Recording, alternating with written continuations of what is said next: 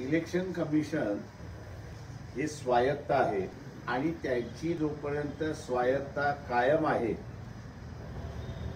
तोपर्यंत इथल्या असणाऱ्या इलेक्शन या निपक्षपाती होतील अशी परिस्थिती आहे।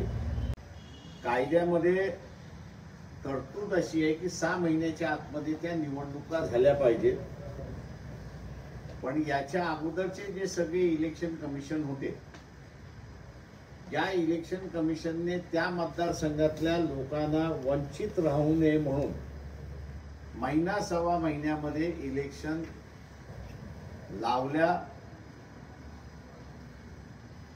त्या इलेक्शन झाल्या आणि दिवंगत आमदाराच्या जागी नवीन आमदार त्या ठिकाणी निवडून आला अशी परिस्थिती होती, खासदार असेल।